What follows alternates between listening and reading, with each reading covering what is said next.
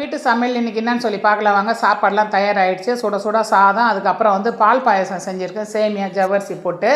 சாம்பார் வந்து அரைச்சி விட்ட சாம்பார், கத்திரிக்காய், பீன்ஸு, கேரட்டு, பரங்கி பத்தை போட்டு சாம்பார் வச்சுருக்கேன். இது வந்து மசாலாலாம் மிளகு, சீரகம், மல்லி மிளகாய், கருவேப்பிலை, கொப்பரை தேங்காய்லாம் போட்டு வறுத்து அரைச்சி பொடி பண்ணி வச்சுருக்கேன். ரொம்ப சூப்பராக இருக்கும். அடுத்ததாக வந்து பருப்பு ரசம் வச்சுருக்கேன். சாம்பார், ரசம். அடுத்து பொரியல் வந்து புடலங்காய் வந்து பச்சை பருப்பு, தேங்காய் பூ திருவி கொட்டி பொரியல் பண்ணி வச்சுருக்கேன். இது வந்து சாம்பாருக்கு வந்து புடலங்காய் பொரியல், ரசத்துக்கு வந்து உருளைக்கிழங்கு வறுவல் பண்ணி வச்சுருக்கேன்.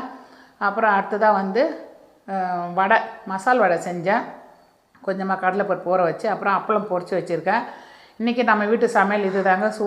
சாதம், சுட சுட பால் பாயசம், சாம்பார், ரசம், அப்பளம், மசால் வடை, புடலங்காய் பொரியல், உருளைக்கிழங்கு வறுவல். இன்றைக்கி எதுக்கு இத்தனை ஐட்டம் செஞ்சுருக்கேன்னா, இன்றைக்கி கடலூருக்கு வந்து சிஎம் வர்றார் ஸ்டாலின். அதனால் என் ஃப்ரெண்டு விழுப்புரத்துலேருந்து எல்லாம் வந்திருக்காங்க. உமன் போலீஸ் ஏற்கனவே என் கூட ஒர்க் பண்ணவங்க. அவங்கெல்லாம் நான் தான் அவங்களோட ஒர்க் பண்ணேன். இப்போ நான் அதில் இல்லைன்னு ஏற்கனவே வீடியோவில் சொல்லியிருப்பேன்.